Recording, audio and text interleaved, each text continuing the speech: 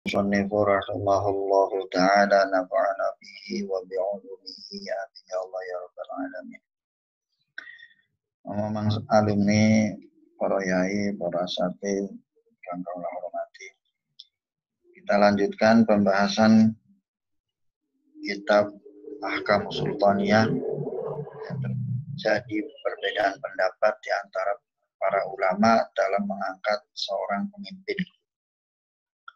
Kemarin kita membahas tentang bolehnya seseorang itu diangkat jadi pemimpin meskipun sendirian. Jadi perbedaan pendapat sekarang dilanjutkan dengan wakhtalafa ahlul ilmi, dan terjadi perbedaan pendapat di antara ahlul ilmi, para ulama, fi thubuti imamatihi, dalam menetapkan kepemimpinan, wa iqadi wilayatihi, dan menjadikan kekuasaan seseorang, bi ghairi aqdin, tanpa perjanjian, tanpa pengangkatan, wala ikhtiarin, dan tanpa melalui proses pemilihan.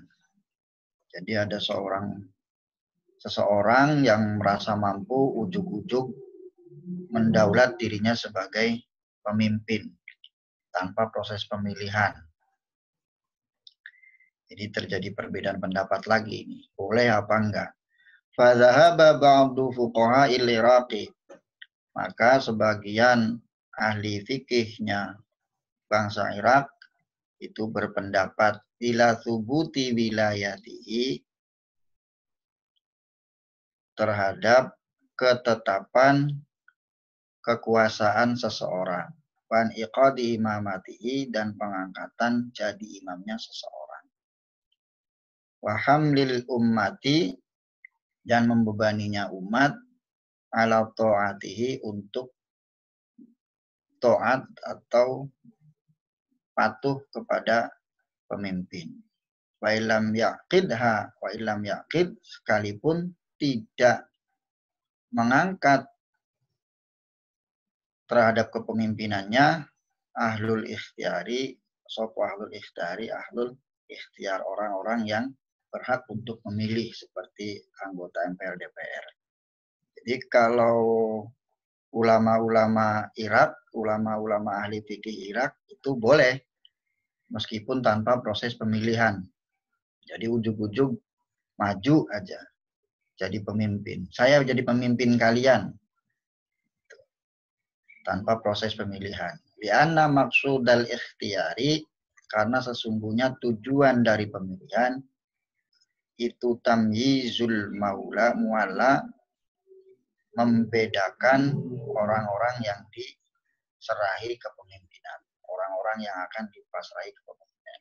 Jadi intinya tujuan dari pemilihan itu adalah untuk memilih yang terbaik di antara orang-orang yang ada pada umat tersebut. Waqad tamayyaza hadza, dan sungguh telah berbeda hadza, seseorang yang mengangkat dirinya jadi imam, bisifatihi, dengan sifat-sifat yang ada atau syarat-syarat yang ada pada diri orang tersebut. Jadi orang-orang ahli fikih dari Irak itu boleh, kalau ada orang ujug-ujug, pokoknya saya yang jadi pemimpin, yang penting sudah memenuhi syarat semuanya, walaupun tanpa proses pemilihan dan penyempatan janji lah. Kalau sekarang kan dipilih dulu baru berjanji. Itu menurut para ahli fikih Irak itu boleh. Wa dhahaba jumhurul fuqaha'i wal mutakallimina. Tapi beda lagi nih pendapat yang kedua. Kalau tadi boleh, orang ulama-ulama Irak membolehkan. Tapi wa dhahaba jumhurul fuqaha'i wal mutakallimin. Tapi kebanyakan ahli fikih dan ahli-ahli ilmu kalam itu juga berpendapat ila anna imamatahu, terhadap kepemimpinan orang tersebut. la tunaqadu, tidak bisa dijadikan pemimpin illa birridha, kecuali dengan keridhaan, wal ikhtiyari, dan pemilihan. Jadi nggak bisa ujuk-ujuk saya jadi pemimpin kalian tanpa melalui proses pemilihan dari alul aqli wal hali. Lakin tetapi yalzamu ahlal ikhtiyari aqdul imam lahu. Jadi harus ada keridhaan, apa bahasa keridhaan orang kita tuh, wal ikhtiyari, dan pemilihan. Makanya wajib bagi ahlul ikhtiyar itu untuk mengangkat kepemimpinan, mengangkat pemimpin bagi orang yang merasa dirinya sanggup. Seperti proses kemarin lah. Kalau sanggup ya dipilih. Tanpa ujug-ujug karena merasa dirinya paling mampu, ujug-ujug ngangkat dirinya sendiri. Fa'in tawaqqafu, maka jikalau mereka itu diam, ahlul hali wal aqdi, dengan adanya orang yang mengangkat dirinya sendiri jadi pemimpin, athimu, maka mereka berdosa karena tidak bisa menghandle proses pemilihan kepemimpinan. Li'annal imamata aqdun, karena sesungguhnya kepemimpinan itu adalah sebuah pengangkatan, harus diangkat, atau suatu perjanjian. La yatimmu illa bi'aqid, tidak sempurna atau tidak sah suatu kepemimpinan atau pengangkatan seseorang illa bi'aqid, kecuali dengan syarat adanya orang yang mengangkatnya atau adanya orang yang memberi sumpah. Jadi nggak bisa ujug-ujug. Wakal qudai, seperti halnya hakim. Idza lam yakun man yasluhu lahu, apabila tidak ada orang yang pantas untuk menjadi hakim, illa wahidun, kecuali satu orang. Pemilihan hakim, kemudian yang pantas hanya satu orang. Lam yasir qadiyan, maka tidak sah menjadi hakimnya meskipun sendirian. Hatta yuwallahu, sehingga diserahi, dipasrahi, diberikan wewenang untuk menjadi hakim. Jadi seperti halnya hakim, nggak ujuk-ujuk nanti saya yang jadi hakimnya. Nanti yang memutuskan adalah saya, meskipun hanya dia sendiri yang mampu untuk menjadi hakim. Tapi tetap harus melalui proses pemilihan dan lain sebagainya. Itu menurut pendapat kebanyakan para ulama. Warakaba ba'du man qala bidzalikal madhab. Jadi ulama-ulama ada yang menyusun kitab dengan mazhab-mazhab yang ada. Hadzal baba terhadap bab ini, bab pengangkatan seorang pemimpin. Ini menurut Imam Mawardi itu sudah banyak kitab-kitab yang menjelaskan tentang itu. Tapi kita tahunya ini aja, Ahkamus Sultaniyah punya Imam Mawardi. Padahal banyak. Kesalahan kita adalah nggak mau mencari. Pengennya dikasih, selesai, nggak mau bingung. Padahal banyak ini referensinya katanya. Tapi kalau di kita jarang sih, yang tahu Ahkamus Sultannya pun jarang. Waqala yasiru qadiyan. Waqala, dan berpendapat ba'duman qal bidzalikal madhab yasiru qadiyan. Seseorang itu bisa jadi hakim idza tafarrada bi sifatihi, apabila dia menyendiri dengan sifat-sifat untuk menjadi hakim atau memenuhi syarat untuk menjadi hakim. Kama yasirul munfaridu bi sifatihi imaman, sebagaimana bisa jadi pemimpin orang yang sendirian dengan syarat-syarat yang ada. Jadi boleh. Itu merujuk pada pendapat yang kemarin. Kalau ada seseorang yang mampu untuk menjadi imam, menjadi pemimpin, itu boleh langsung dipilih. Tapi harus tetap melalui proses pemilihan. Seperti halnya qadhi, hakim, itu boleh kalau sudah memenuhi syarat meskipun sendirian. Wa qala ba'duhum, dan berpendapat para ulama yang lain, la yasirul munfaridu qadhiyan. Orang yang menyendiri, orang yang sendirian itu tidak bisa menjadi hakim. Wa insarul munfaridu imaman. Sekalipun orang yang sendirian itu bisa menjadi imam. Maksudnya orang yang sendirian dalam hal syarat-syaratnya. Jadi hanya sendirian. Tidak ada yang lainnya. Tidak ada lawannya lah. Wa farqu bainihima, dan perbedaan antara hakim atau qudhah dengan imam, bi'annal qudha'a niyabatun khassatun. Karena sesungguhnya hakim itu penggantinya khusus. Khusus hanya untuk hukum-hukum saja. Ya juzu sorfuhu anhu ma'abaqaihi ala sifatihi.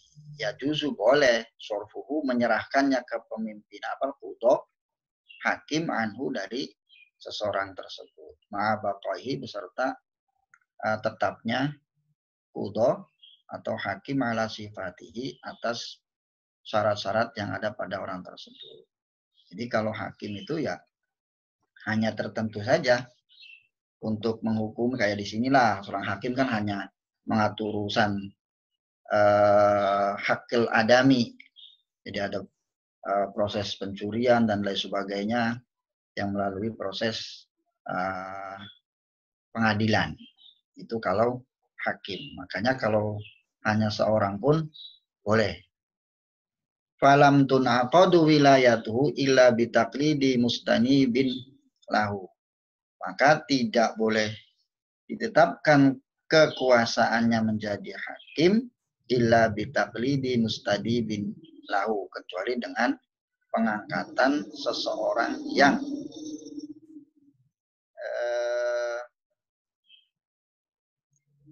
diganti lahu bagi seorang tersebut.